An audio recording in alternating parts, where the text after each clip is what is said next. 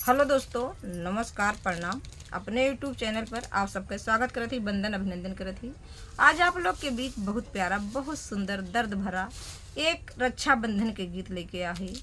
देखें, रक्षाबंधन के पावन दिन है, बहन भाई के त्योहार है। तो हर बहन बिटिया अपने ससुराल से मैके जाते हैं भाई के रक्षाबंधन बांधे। तो हमें एक बहन है, बहुत दुखित हैं, वे उनके भाई ना आवत हैं, वे नैहरे ना जा पावत हैं। तो बहुत ही दर्द भरा गीत बा, आप लोग गीत के माध्यम से सुनी है। बहुत प्यारा गीत बा और जौन कुछ कमी हुई आप लोग कमेंट के माध्यम से बताइए। हम अपन कमी पूरा सुधारे कोशिश करते हैं। हाथ जोड़ के आप सबसे रिक्वेस्ट बा, निवेदन बा, आप लोग गीत का फुल वाच के सुनी है। हमें देर ना करके गीत का सुनाओ थे। मचिया ही बैठी है सासू तो बाऊ हर से बोले तो बाऊ हर से बोलाई हो। मचिया ही बैठी है सासू तो बाऊ हर से बोले तो बाऊ हर से बोलाई हो। हे बहू हरे भर दे तू हमारो सामनवा नैहरवा हम जाबे नैहरवा हम जाबई हो। हे बहू हरे भर दे तू रखिया मिठैया रोलिया चंदनवा अरे रोलिया चंदनवाई हो। बहू हरे आई गए हमारो भी रनवा नैहरवा हम जाबे नैहरवा हम जाबई हो। हे बहू हरे आई गए हमारो भी रनवा नैहरवा हम जाबे नैहरवा हम जाबई हो।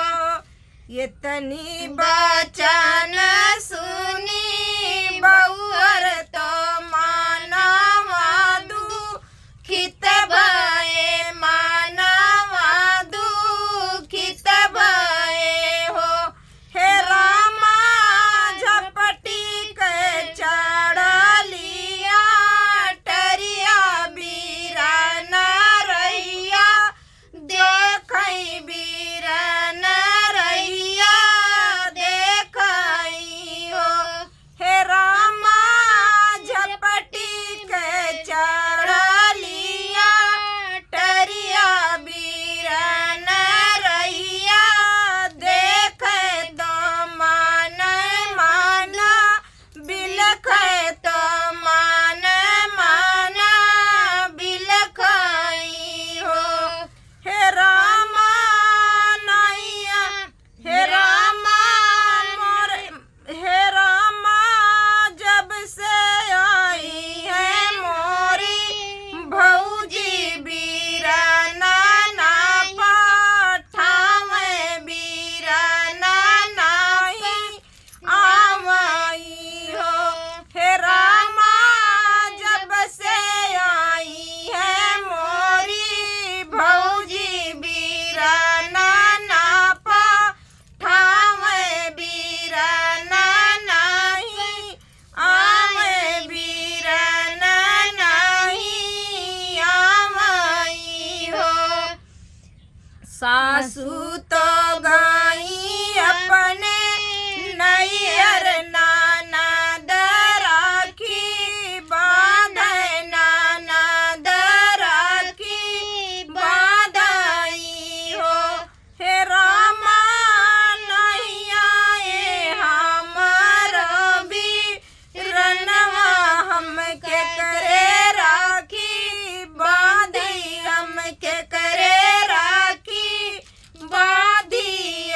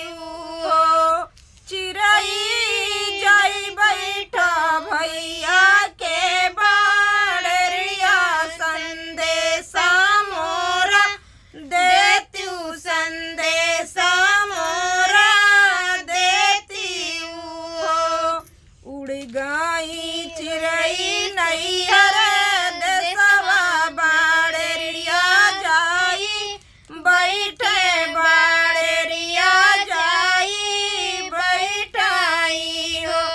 हे रामा बैठे दुअरवा बीरन भैया बीरही बोलिया बोले बीरही बोलिया बोलाई हो।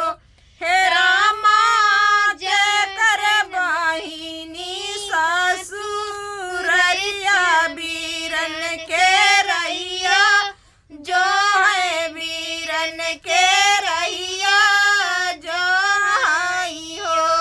हे रामा के कर बहिनी ससुररिया बीरन के रैया जो है बीरन के रैया जो आई हो।